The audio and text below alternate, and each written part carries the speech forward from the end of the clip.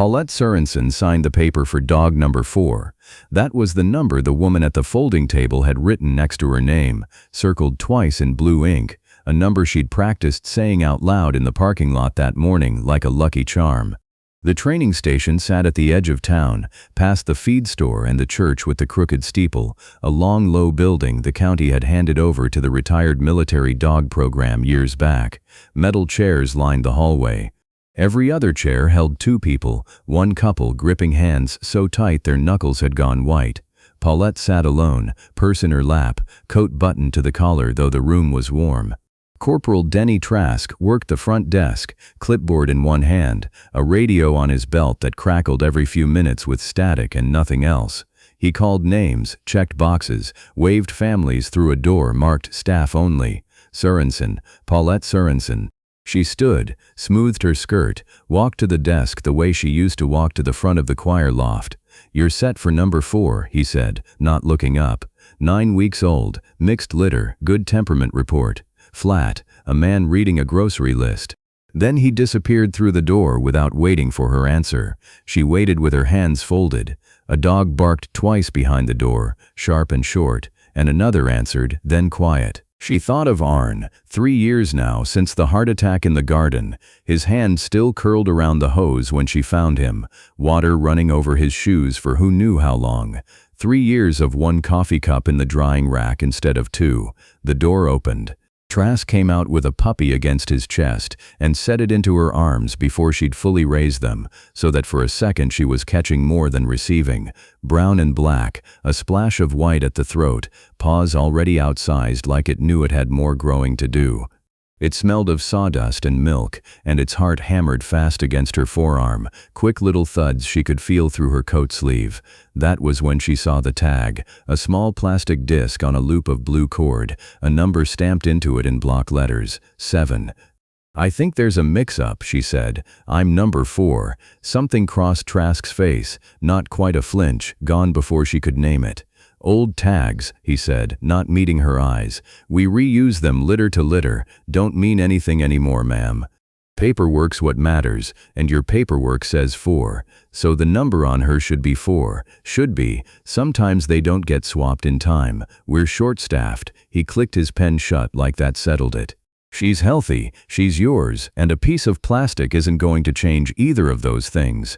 The puppy had gone fully asleep in her arms, a small huff of breath against her wrist. Paulette thought about asking again, a straighter question, but an ear twitched. A woman 2 chairs down was already congratulating her, and Trask was already halfway back through the staff-only door with someone else's clipboard in his hand. "Well," she said to no one, to the sleeping weight in her arms, 7 it is then, for now. She drove home with the puppy in a cardboard box on the passenger seat, one hand resting on its back at every light. The house came into view the way it always did, white paint gone gray at the corners, Arn's tool shed still locked, the porch swing he'd built the summer before he died still hanging crooked on its left chain. Inside, the puppy woke and looked up at her with eyes the color of strong tea, and did not look away. "Compass," she said, testing the word out loud. Arn's old brass compass still sat in the drawer by his side of the bed, needle frozen at some direction that didn't matter anymore. "That's a good name for a thing that finds its way home." That night, before she turned off the lamp, Paulette lifted the little tag one more time. 7, in the same flat block letters. She let it drop back against the puppy's chest, rising and falling with each small sleeping breath. "Probably nothing," she said into the dark, and turned off the lamp, and lay listening to that small steady breathing until her own eyes finally closed. By the 3rd week, Compass had a routine, and so did Paulette, and the 2 routines had grown into each other so completely that she couldn't have said anymore where hers ended and the dog's began. 6:15 every morning, before the coffee finished dripping, Compass sat by the back door and waited without whining, without scratching, just sitting with his ears up until she noticed. Paulette would pull on Arn's old barn coat, too big for her, sleeves rolled twice, and they'd walk the block together, out past the mailbox on the corner where the sidewalk had cracked into a shape she could never quite place. "Morning, Paulette." Ruth Kowalski, watering her mums in a housecoat, every single day, rain or shine. "That pup's getting big fast, isn't he? Smart-looking thing. My sister's beagle didn't sit still for a week straight when she was that age. Yours just sits, watches, like he's already got a job." Paulette laughed it off the first time. The second time, she watched Compass a little longer after Ruth said it, the way he tracked a delivery truck 2 streets over with his whole body gone still, ears rotating like small satellite dishes, before deciding it wasn't worth his attention and returning to sniff a fence post. At home, she'd made him a coat, the kind small dogs wear against the wind, cut from a flannel shirt of Arne's that had gone soft with age, the plaid faded to the color of weak tea. She sewed it on the kitchen table, under the good lamp, needle passing through fabric that still smelled, faintly, like the pipe tobacco Arne used to smoke on the back step. Compass stood for the fitting without complaint, turning in a slow circle when she asked him to, holding still when she pinned the collar. "There," she said, tying off the last thread, "now you've got a piece of him too." He wore it that evening on their walk, and 3 separate neighbors said something about how sharp he looked in it, and Paulette found she was proud in a way she hadn't expected, proud the way you're proud of a grandchild's spelling test, out of all proportion to the thing itself. Nights had changed too. Compass slept at the foot of the bed now, curled into the dip where Arne's feet used to go, and for the first time in longer than she wanted to count, Paulette slept through until morning without waking at 3 to reach across an empty half of the mattress. She noticed this the way you notice a headache has stopped, not right away, but a few days in, with a kind of stunned gratitude. It was a Tuesday when she found the tin. She kept the leash on a hook inside the pantry, high enough that Compass shouldn't have been able to reach it, and yet there he was one afternoon, standing on his back legs with his front paws braced against the pantry door, working the latch with his nose and one paw until it swung open, until the leash swayed on its hook within reach. "How did you learn that?" Compass looked at her, leash swinging above his head, and did not look guilty. He looked, if anything, like he expected praise. She mentioned it to no one, because who would she tell, and because it seemed like the kind of thing a smart dog just did. Ruth had said it herself, smart-looking thing, and smart dogs opened latches, the way smart children figured out child-proof caps. It didn't occur to her, not yet, to wonder where a 9-week-old puppy had learned to work a metal latch with the patience of something trained rather than something merely clever. The days ran together into a kind of soft, warm blur, the water bowl always needing a refill, his collar loosened twice already as his neck thickened, and one sharp bark at the mail carrier that made her jump and then laugh at herself for jumping. She stopped setting only one coffee cup in the drying rack, because now there was a water dish too, and somehow that made the kitchen feel less like a room where something was missing. On a warm Saturday, she took him to the park 2 streets over, the one with the gazebo and the little pond where the Kowalski grandkids fed the ducks stale bread. Compass trotted at her heel without a leash. She'd stopped needing one weeks ago. He simply stayed, nose down in the grass, tail up like a flag. They'd made it halfway around the pond when the whistle sounded. It came from the far side of the park, past the tree line, where Paulette knew, vaguely, the way you know things about your town, without ever having gone to look, that the county K-9 unit ran drills some Saturdays. A short, sharp blast, 2 notes, gone as quick as it came. Compass stopped walking. He didn't stop the way a dog stops to sniff something. He stopped the way a soldier stops at attention, weight settling back onto his haunches, body angling in front of Paulette's legs, head up, ears locked toward the sound, every muscle in his small frame gone rigid and still. Compass, he didn't look at her. His eyes stayed fixed on the tree line, on the place the sound had come from, and for 3 full seconds, she counted them later, lying awake. 3 full seconds, he held that position like he was waiting for a second command that never came. Then, as quickly as it had happened, it was over. He shook himself, the way dogs do after water, and looked up at her with his ordinary face, tail wagging low and easy, and trotted on toward the ducks as if nothing at all had happened. Paulette stood a moment longer, looking at the tree line where the whistle had come from, and then at the dog now sniffing hopefully at a scattered heel of bread on the grass. She didn't say anything. She didn't have words for it yet, Not really, just a tightness low in her chest and her pulse a little too quick, the way you feel when a floorboard creaks in a house you thought you knew by heart. She called him, and he came, and they walked home together in the last of the afternoon light, and if her hand rested on his head a little longer than usual at the front door, Compass didn't seem to mind. Some nights, she caught herself talking to him the way she used to talk to Arn over dinner, narrating the small events of her day out loud, and Compass would tip his head as if the habit made perfect sense to him too. The whistle came back 4 days later, and this time Paulette was ready to watch instead of merely react. She'd walked him to the same park on purpose, told herself it was nothing, that she only liked the pond, that the gazebo made a nice halfway point for a longer route. She sat on the bench nearest the tree line with her hands folded and waited, and when the two-note blast finally cut through the afternoon, she was already looking at Compass instead of at the sound. It happened exactly as before, the stillness, the angling of his body between her and the noise, the lock of his ears, but this time she saw something she'd missed the first time. His front paws had shifted, weight forward, the stance of an animal that had been taught to place its body a particular way and had simply never had a reason to use it until now. His tail didn't wag.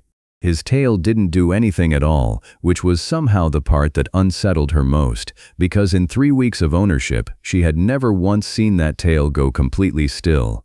"That's not a puppy thing to do," she said out loud, to no one, and the words surprised her by how certain they sounded. She stayed on the bench a while after, watching him sniff along the pond's edge, as if the last 2 minutes hadn't happened, tail up again, ordinary again, and she found herself counting things up in her head, not liking the total. A dog that young shouldn't hold a trained stance. A dog that young shouldn't have learned anything at all yet, except maybe sit, maybe stay, the small currency of a 9-week-old's obedience.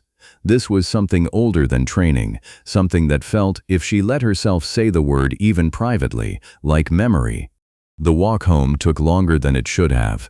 Compass trotted ahead of her at his usual pace, stopping to investigate a fallen branch, a stranger's discarded coffee cup, the ordinary business of a dog out on an ordinary afternoon, and Paulette found herself watching him the whole way, with a kind of wary tenderness she hadn't felt since Arn's last year, when she used to watch him cross a room and time how long it took, cataloging small changes she wasn't ready to name out loud. She kept thinking of the word memory, and then telling herself she was being foolish, a lonely woman inventing mysteries because mysteries were more interesting than an empty house. By the time they reached the porch steps, she had talked herself half out of the whole thing, almost. She didn't sleep well that night. She lay with Compass's warmth against her ankles and stared at the ceiling and made a list in her head, the way she used to make grocery lists, methodical, one item after another, the tag that said 7 when her paper said 4.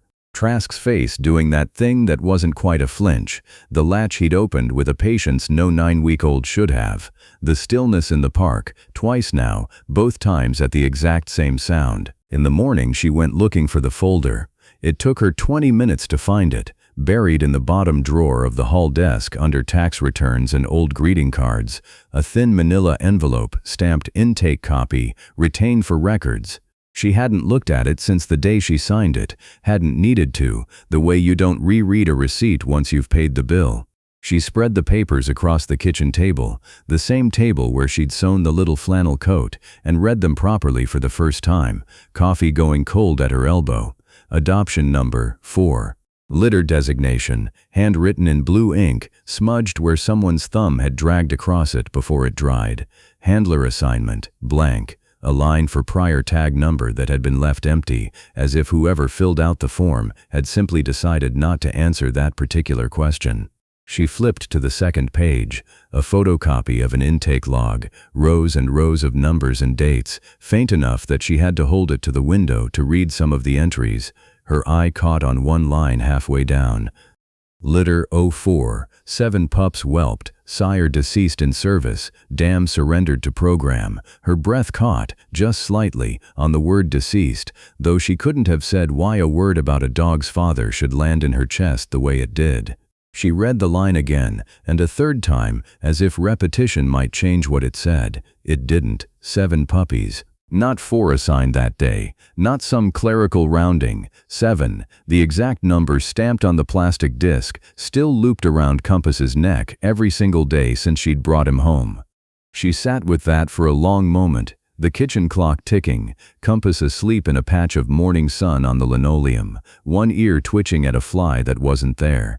"You weren't supposed to be mine," she said quietly, and the words tasted strange leaving her mouth, half question and half confession.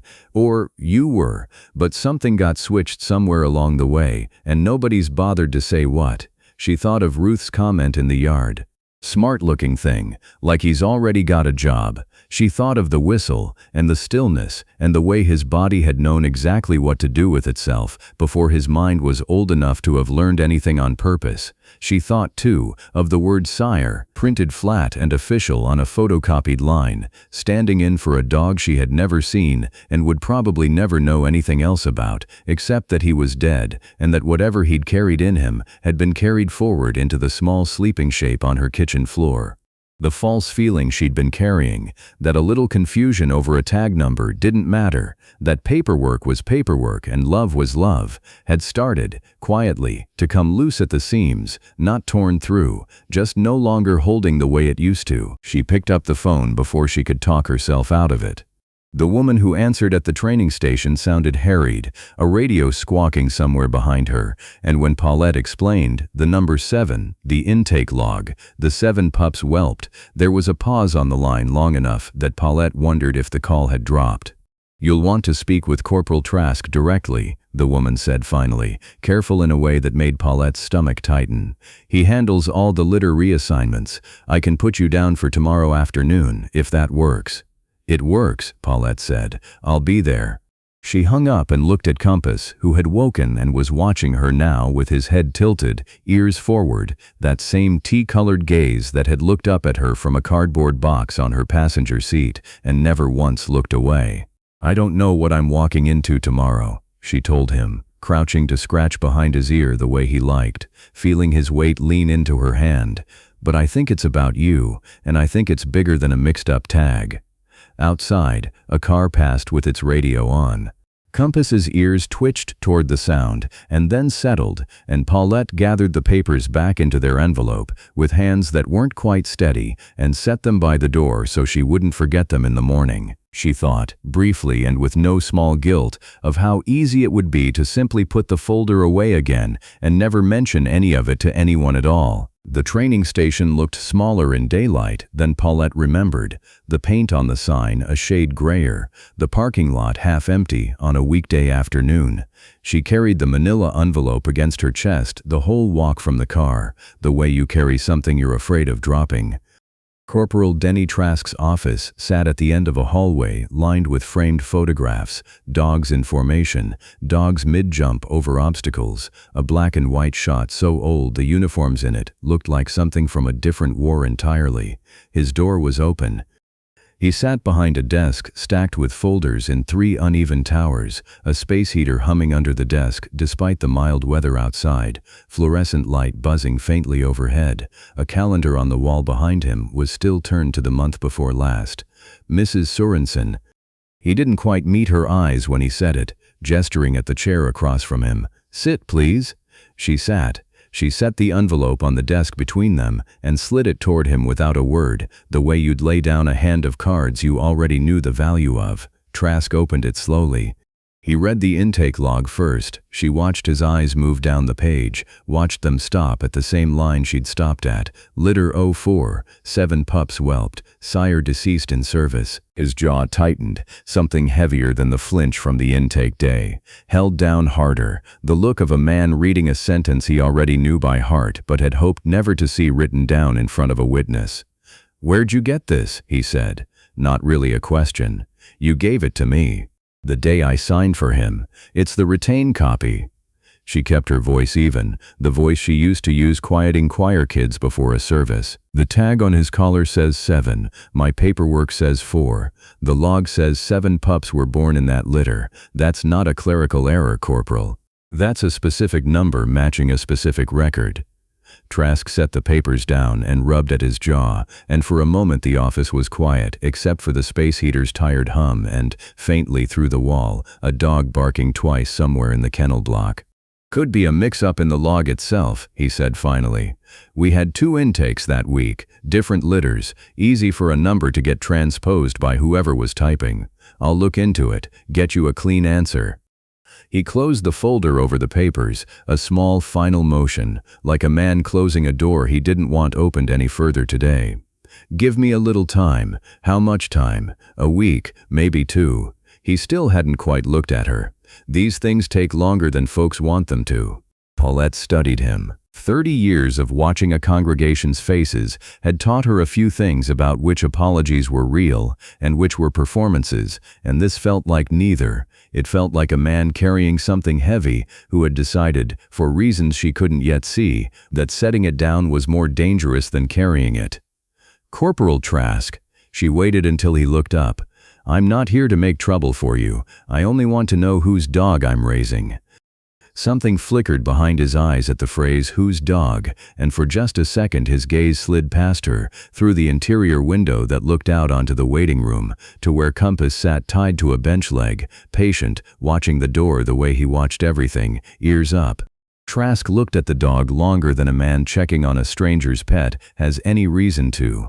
There was something in it that wasn't professional interest and wasn't idle curiosity either, something closer to recognition, the way you'd look at a photograph of someone you used to know. "He sits like that," Trask said quietly, almost to himself. "Exactly like that, every time." "Like what?" He caught himself, cleared his throat, and the moment closed over as quickly as it had opened. "Nothing. Force of habit, noticing posture, comes with the job."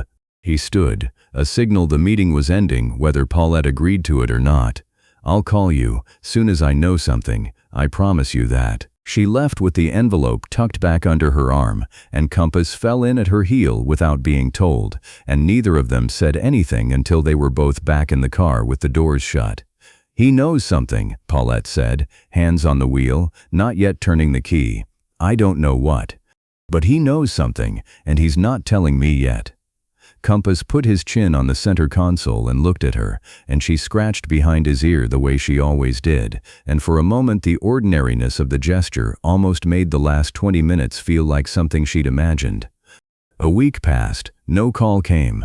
She busied herself the way she always had, the way 30 years of a minister's household had taught her, a garden that needed weeding, a choir robe that needed mending for someone else's daughter now that her own choir days were behind her, a dog that needed walking twice a day rain or shine. But the waiting sat under everything like a stone in a shoe. Ruth Kowalski noticed the change before anyone else did, the way neighbors always seem to notice things they have no real business noticing. "You've got a face on you this week," she said over the fence one morning, trowel in hand, dirt under her nails. "Everything all right with the pup?" "He's fine." Paulette watched Compass sniff along the fence line, unbothered, ordinary. "It's paperwork, nothing worth troubling you with." Paperwork doesn't usually put that particular look on a person's face. Ruth studied her a moment longer, then let it go, the way good neighbors know when to let a thing go. "Well, you know where I am, if paperwork ever needs a second pair of eyes." Paulette thanked her, and didn't say anything else, because there wasn't yet anything else she knew how to say out loud that wouldn't sound, spoken aloud in a sunny front yard, like something out of a bad novel. A dog that might not be hers, a litter that had produced one too many. It sounded absurd in the daylight, with sprinklers ticking 2 yards down and a mail truck idling at the corner. It had not sounded absurd at 2 in the morning with the intake log spread across her kitchen table. On the 9th day, she called the station herself. Trask was out, the receptionist said, out on a training circuit with a new class of handlers, back Thursday. Paulette thanked her and hung up and stood in her kitchen a long moment, with the phone still in her hand, feeling something in her that had been patient turn, quietly, into something less patient. That evening, at the kitchen table, she went back through the old paperwork one more time, this time looking not at numbers, but at names, at letterhead, at any scrap of information she'd skimmed past before. Near the bottom of the second page, half torn, where the paper had been folded too many times, she found a line she hadn't noticed, a small stamped unit designation, letters faded almost past reading, the kind of official code that meant nothing to a woman who had spent her life around hymnals and church bulletins rather than military rosters. She copied the letters onto a notepad exactly as they appeared, a habit from decades of transcribing minutes at parish meetings, precise even when she didn't understand what she was writing down. She held the page up to the window twice, comparing her copy against the smudged original, correcting one letter she'd gotten wrong the first time. Compass lay at her feet through all of it, one ear twitching now and then, and outside the kitchen window the last of the daylight went from gold to gray to nothing, and Paulette sat at her table long after dark, with a scrap of paper in front of her, and a name she didn't yet know she was looking for. She thought, not for the first time that week, about Arne, about how he used to say a mystery worth solving never stayed quiet for long if you kept asking it the right questions. She didn't know yet if this was that kind of mystery. She only knew she wasn't going to stop asking. She thought about calling Yolanda's name into the search bar right then, some half-formed name she didn't have yet, and stopped herself. One thing at a time, first the letters on the page, then whatever they led to. She had learned patience the hard way, over 3 widowed years, and she wasn't about to abandon it now, just because her hands wanted to move faster than the facts could follow. The house was quiet around her, the way it had been quiet for 3 years now. She folded the scrap of paper in half, set it by her keys on the hall table, and went up to bed. 10 months had passed since Paulette signed a paper for dog number 4. 8 of those months had passed quietly, Compass grown taller and settled into himself, the whistle sounding twice more from beyond the park's tree line, with no new answer either time, Trask still promising a clean answer that never came. She didn't know, not exactly, what the full 10 months added up to, and neither did the woman standing in a bedroom 2 towns over, folding a dead man's shirts into a box she had put off filling for 2 years. Yolanda Reyes worked slowly. She always worked slowly in this room.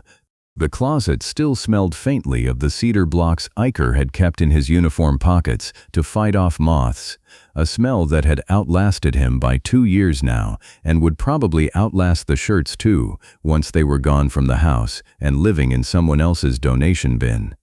She lifted a folded undershirt from the shelf, and something slid out from behind it and hit the closet floor with a small, hard clatter.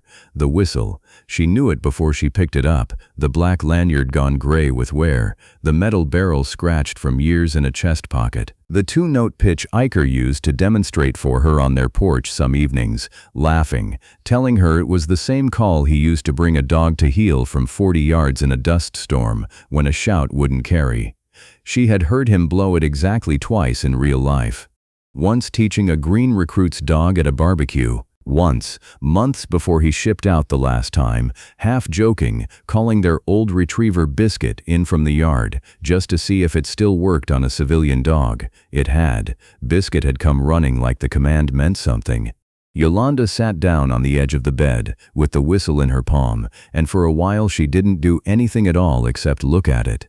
2 years ago, a folded flag had come home in a box, shaped nothing like the box she was packing now, and a chaplain had said words she remembered as sounds more than sentences, and somewhere in the same terrible month, a program officer with a clipboard and a gentle, careful voice had explained what happened to the litter Iker's dog had whelped before deployment, the litter he used to talk about on the phone, laughing, saying one of these pups is going to end up smarter than his old man. None survived to placement, the officer had said. A virus went through the kennel that winter. I'm so sorry, Mrs. Reyes. I know this is one more thing.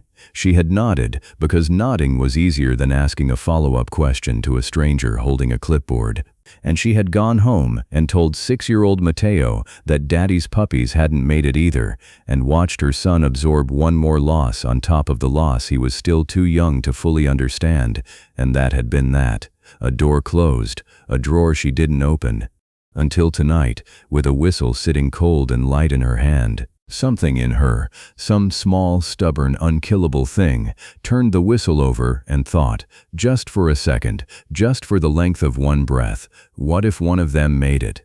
She let the thought exist exactly that long before she put it away. No. She had learned, over 2 years, precisely how dangerous a thought like that could be. Hope was a hand you could burn twice as bad the second time. The program had told her the litter didn't survive. The program had no reason to lie about a thing like that. What would they gain from it? What possible use would it serve them to tell a grieving widow her dead husband's last litter had died when it hadn't?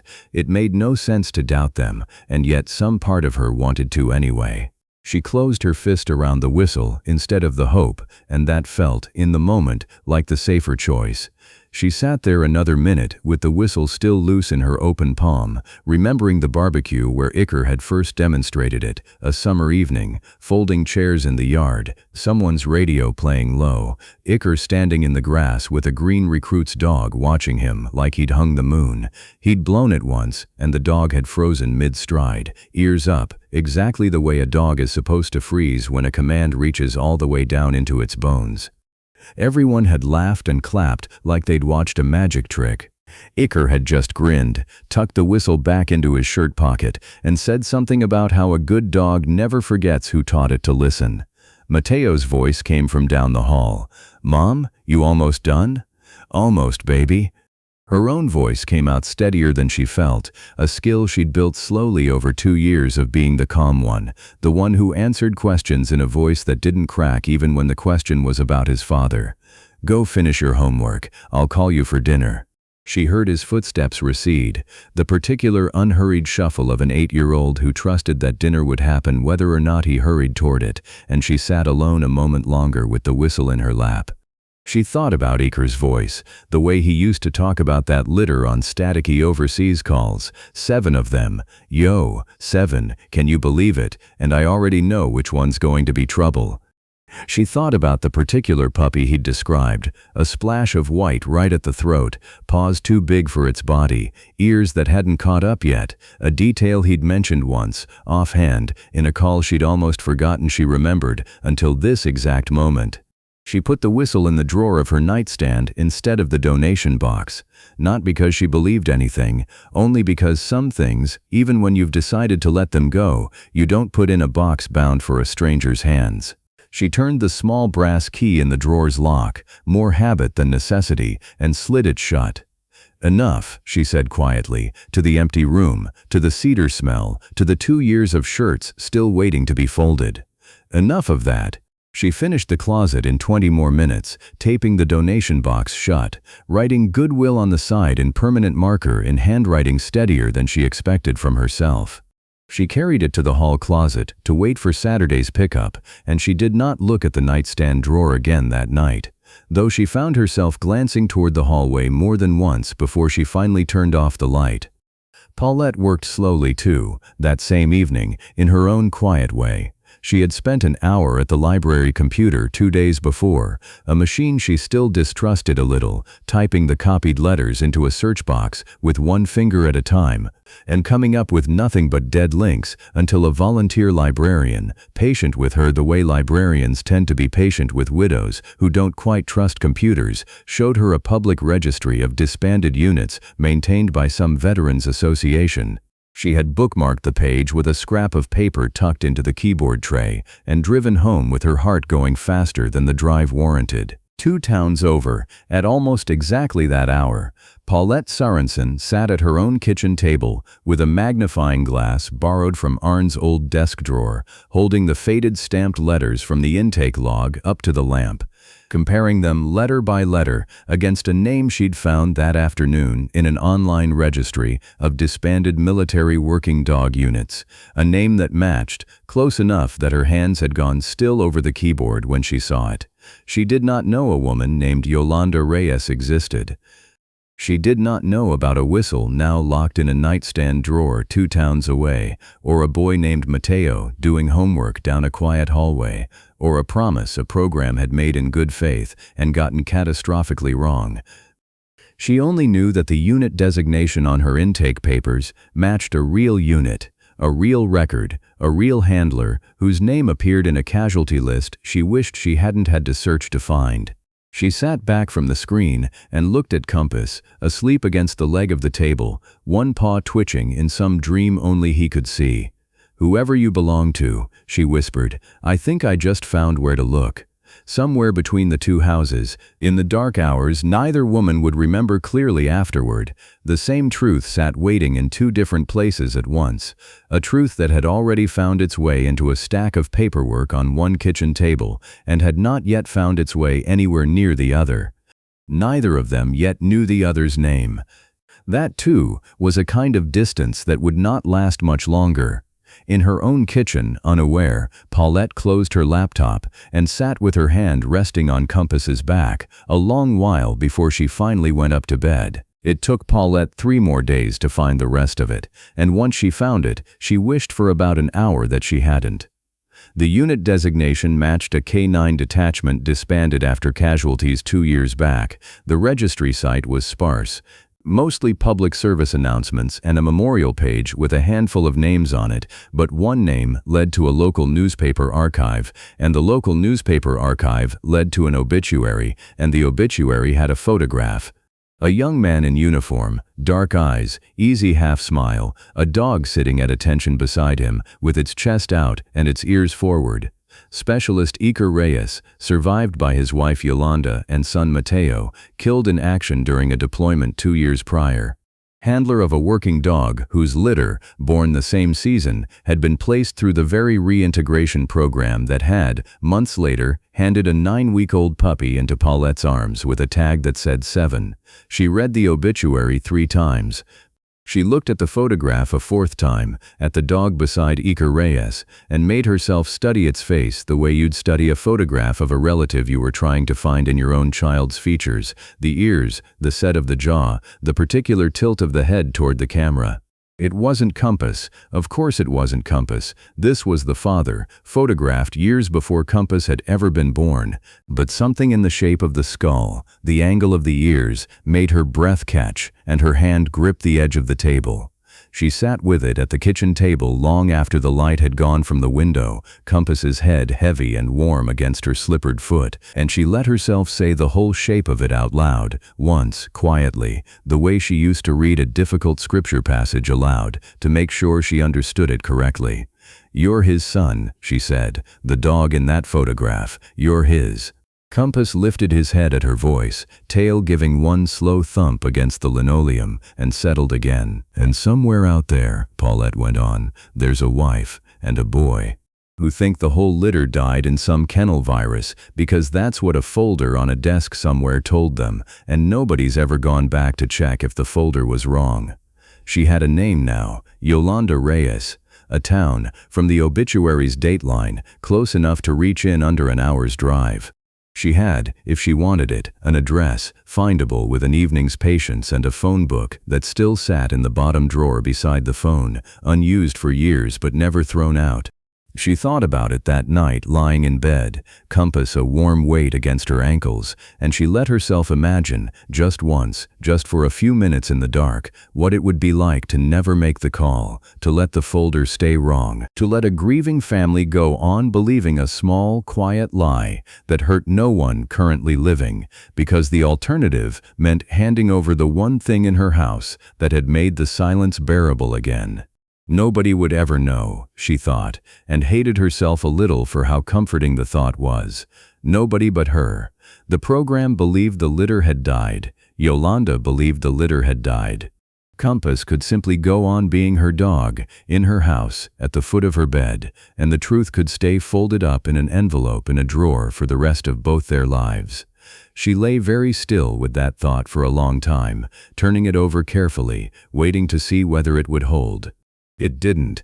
Somewhere around 2 in the morning she got up, unable to sleep, and went to the closet where she still kept, in a shoebox on the top shelf, the little flannel coat Compass had already outgrown, the one she'd sewn from Arne's old shirt. She held it in her lap in the dark kitchen, running her thumb over the stitching, and thought about the boy in the obituary photograph's caption, survived by his wife Yolanda and son Mateo, a boy roughly the same age Compass was in dog years, growing up believing his father's last living gift to him had died before he ever got the chance to meet it. "If I really loved you," she said to the empty kitchen, to the dog asleep down the hall, to herself more than anyone, "I don't get to decide that love means keeping you." She thought of Arn, oddly, though the thought didn't feel odd once it arrived. Arn, who had spent 30 years teaching Sunday school to other people's children because they never managed to have their own, who used to say the whole difference between hoarding a blessing and being one was whether you were willing to let it walk out your front door if that's where it was needed. She hadn't thought of that phrase of his in years. It arrived now, unbidden, sitting in her dark kitchen with a dead man's letter jacket folded across her knees.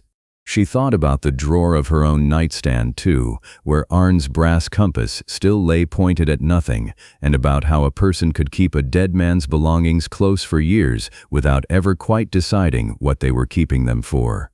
Maybe that was all any of them were doing, in the end. Yolanda, with a locked whistle she hadn't opened this letter's worth of story to yet. Trask, with a silence he'd carried since before Paulette ever walked through his door.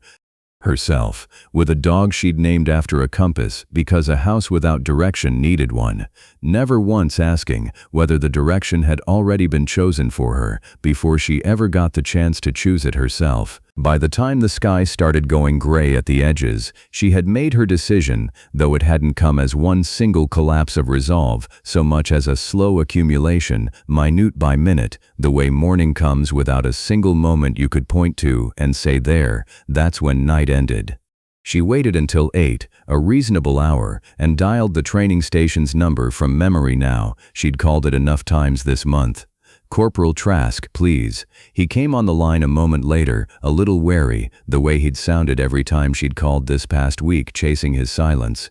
"Mrs. Sorensen." "I know who he belongs to," Paulette said, before he could offer another delay, another week, another maybe. "I found the unit, I found the obituary, I found her name." Silence on the other end of the line, long enough that she wondered again if the call had dropped. "I want you to take me to her," Paulette said. "As soon as you can arrange it. Not next month, not next week if you can help it. Today, if it's possible. Tomorrow if it isn't."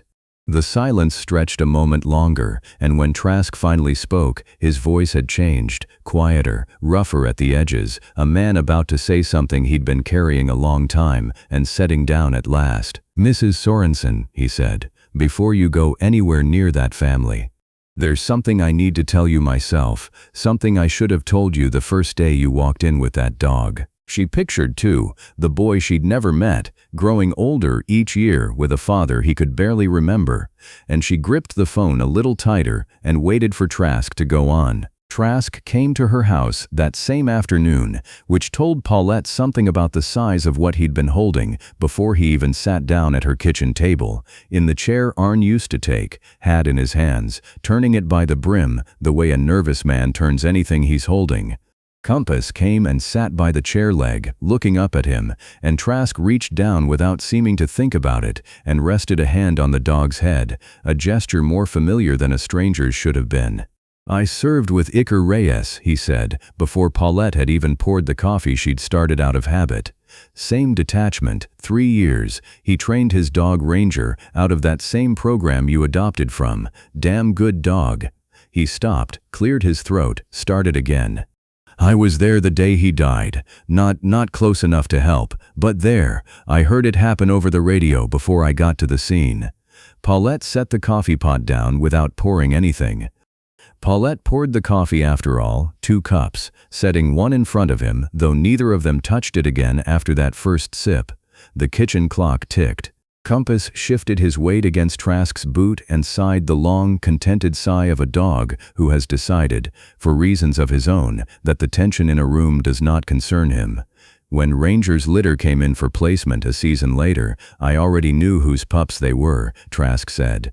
I knew Iker used to talk about them like they were already people. I knew his wife had lost him, and I knew, because the paperwork crossed my desk, because I'm the one who processes the placements, that somebody at the program had told Yolanda Reyes the whole litter died of a kennel virus.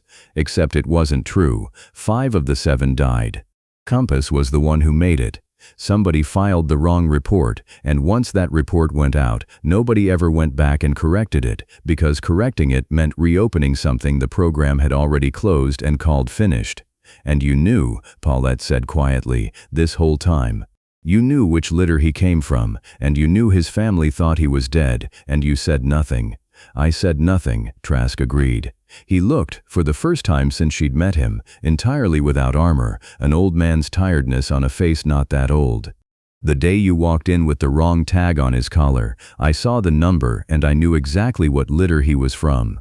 I could have told you everything right there. I told myself I'd fix the tag quietly, get the paperwork straightened without anyone asking questions, and let the rest lie. Why? He was quiet a long moment, working his jaw, the coffee going cold between them. Because I've seen what happens when a woman who's already buried her husband gets handed something that reopens the wound, he said finally. I watched Yolanda Reyes at that funeral. I watched her son standing next to the casket in a suit 2 sizes too big, because nobody thought to get him one that fit before the service. I told myself I was protecting her. That telling her a piece of ichor was alive and well and living in someone else's house for the better part of a year, after she'd already grieved him as gone, might do more damage than good. That maybe some things are kinder left buried. That wasn't your decision to make, Paulette said, but there was less heat in it than she expected from herself, because she recognized the shape of the mistake even as she named it. She had spent 3 days this week considering the exact same theft of someone else's choice, dressed up as Mercy. No, Trask said. It wasn't. I know that now. I think I knew it the whole time and just didn't want to carry what came after knowing it. He looked at her directly for the first time since he'd sat down. I'm not telling you this so you'll go easy on me, Mrs. Sorensen. I'm telling you because you're about to walk into that woman's life carrying the truth I should have carried a year ago, and she deserves to hear it handled better than I handled it. Paulette sat with that for a moment, looking at the man across her kitchen table. Not a villain, she understood now, not someone who'd hoarded a secret out of laziness or self-protection, but a soldier who'd made the wrong call trying to shield a grieving widow from one more blow, and had been quietly suffering under the weight of that wrong call every single day since. I forgive you, she said, and meant it, surprising herself with how easily it came, not because it was right. Because I understand exactly what it is to think you're protecting someone by keeping something from them. I almost did the same thing myself, 3 nights ago, sitting right where you're sitting now. Trask's shoulders dropped, some held breath finally let out. Paulette poured Trask a second cup he didn't ask for, and didn't refuse. Outside the kitchen window, Ruth Kowalski's sprinkler ticked on schedule, oblivious, and for a strange moment the ordinariness of the sound made the whole conversation feel like something happening at a distance, a story about other people that had simply wandered into her kitchen and sat down. Can I ask you something? Paulette said, once the silence had gone on, long enough to feel less like a wound and more like a quiet, the two of them could finally sit inside. Did you ever think about telling her anyway, even once? Every week, Trask said. Every single week I processed a new litter through that program. I thought about picking up the phone, and every week I found a new reason it wasn't the right week yet. He shook his head slowly.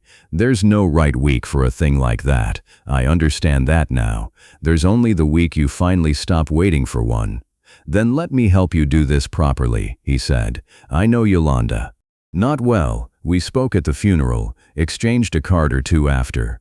I can call ahead. I can be there when you arrive, so it isn't a stranger showing up at her door with her dead husband's dog and no warning at all. They worked it out at the kitchen table over coffee gone lukewarm, planning it the way you'd plan a delicate surgery. Trask would call first, gently, no details over the phone, only a request to visit. They would go together on Saturday, when Mateo would be home from school, so the boy could be there too if his mother wanted him to be. They would bring the intake papers and the photograph from the obituary, and nothing else, because nothing else was needed. The drive out on Saturday took 40 minutes, the two of them mostly silent, Compass curled in the back seat with his chin on his paws, and somewhere past the halfway mark, Paulette found herself gripping the little tag still looped around his neck. She'd never taken it off. 7. In the same flat block letters that had started all of this, turning it between her fingers, the metal warm from the drive. "What if she doesn't want to see me?" Paulette said, more to the windshield than to Trask. "What if she looks at me and just sees the year I got to have with him that should have been hers?" Trask didn't answer right away. When he did, his voice was low, steady, a man speaking from some place he'd clearly visited before. "Then she'll be angry for a minute," he said. "And then she'll look at that dog, and she'll understand you kept him alive and loved and whole for the exact year it took the truth to catch up. That's not theft, Mrs. Sorensen. That's a year of safekeeping nobody asked you for and you gave anyway."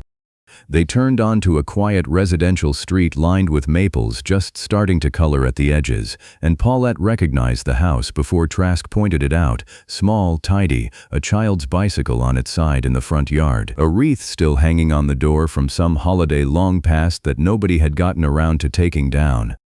She stepped out of the car with Compass's leash in one hand and the manila envelope in the other, and stood a moment on the sidewalk, looking at the front door, not yet ready to know what was on the other side of it.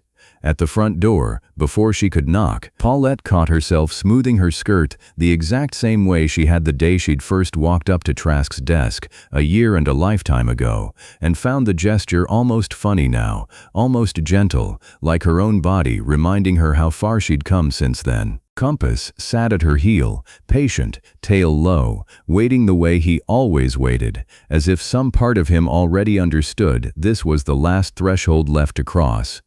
Yolanda Reyes opened the door before Paulette had finished knocking, as if she'd been standing just behind it since Trask's call that morning, waiting in the particular stillness of someone who has decided not to hope and is finding it harder by the minute. She looked at Trask first, a small nod between them, the shorthand of two people who'd stood at the same funeral once. Then her eyes dropped to the dog at Paulette's side, and everything in her face stopped moving at once. Her voice didn't finish the sentence. Her hand came up to her mouth instead. "His name is Compass," Paulette said gently. "I didn't know. When I named him, I want you to know that. I didn't know." Yolanda didn't answer. She was already crouching on her own porch, knees on the welcome mat, one hand reaching out slow and unsteady, the way you'd reach for something you were afraid might not be real, afraid your hand would pass right through it. Compass went to her without being asked. He pressed his head into her palm and stood very still, the way he'd stood 100 times for Paulette's hand on his own porch, and Yolanda made a sound that wasn't quite a word. "I need to show you something," she said, and her voice had gone thick.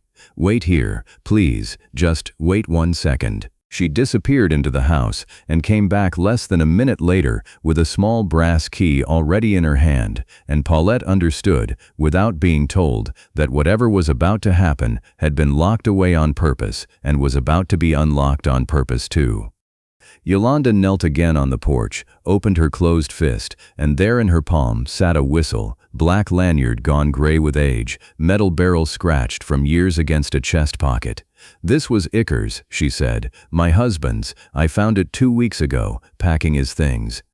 I locked it away because I couldn't," her breath caught, "because I told myself not to hope for anything it might mean." She lifted it to her lips with a hand that visibly shook and blew. 2 short notes. The same sound Paulette had heard twice now across a park, the sound that had once made a 9-week-old puppy freeze mid-step like a soldier called to attention. Compass's whole body went rigid. It happened instantly, no hesitation, no confused half-second of a dog trying to place a strange noise. He sat, spine straight, ears locked forward, and then, in one deliberate motion, leaned in and touched his nose to the back of Yolanda's hand and held it there, still as a photograph. Exactly the confirmation gesture a working dog is taught to give when it recognizes a command it was born to answer. Nobody had trained him to do that, not in Paulette's kitchen, not in her yard, not once in the year she'd raised him. He had never heard that whistle before this exact moment in his life. And still, something in him deeper than memory had answered the second the sound reached his ears, a response laid down before he was ever born, inherited the way a shape of the jaw is inherited, or a color at the throat, and it had known, immediately and completely, exactly whose hand it was supposed to answer. Yolanda made a sound then that broke something open in the quiet afternoon, not a scream, not quite a sob, something in between, raw and involuntary, the sound of 2 years of careful controlled grief finally given permission to stop being careful. She wrapped both arms around the dog's neck and pressed her face into his fur and stayed there, shoulders shaking, while Compass stood perfectly still and let her, tail giving one slow, steady sweep against the porch boards. "You're his," she said into the dog's fur, over and over, half laughing and half weeping in the same breath. "You're really his. You're really here." Trask stood a step back, hat in his hands again, eyes wet and unashamed of it. Paulette stood back too, the leash slack in her fingers, watching a woman she'd met 4 minutes ago hold on to something Paulette had loved for a year, and finding, to her own quiet surprise, that the ache in her chest wasn't only loss, it was something wider than that. Something that had room for both of them in it. She thought of the tag still looped around Compass's neck, 7. The number that had started every question she'd ever asked, resting now against the fur that Yolanda's hands were pressed into, and she thought of the whistle, still warm from Yolanda's lips, and understood, watching the two objects finally exist in the same small space at the same time, that whatever else this day turned out to be, it was the moment something broken had finally been mended. She stepped back one more pace, giving them room, and let herself cry too, quietly, the good kind of crying, the kind that comes after something long and hard finally lands somewhere safe. For a long moment nobody on that porch moved, as if the whole afternoon had narrowed down to the small space between a woman's palm and a dog's nose, and everything else, the street, the maples, the ordinary Saturday going on around them, had simply stopped mattering. A few weeks later, Mateo Reyes knelt on his own front lawn for the first time in front of a dog he'd been told for 2 years didn't exist, and rested his small hand flat against Compass's chest. "He's really from my dad," he said, not quite a question. "He's really from your dad," Yolanda said, one hand on his shoulder. Mateo left his palm there a long moment, feeling the steady rise and fall underneath it, something in his face settling, the quiet of a boy touching, for the first time, something true about a father he'd only known through other people's stories. Compass stayed with the Reyes family after that. Paulette visited most weekends, until Mateo started calling her Aunt Paulette without anyone deciding it should be that way.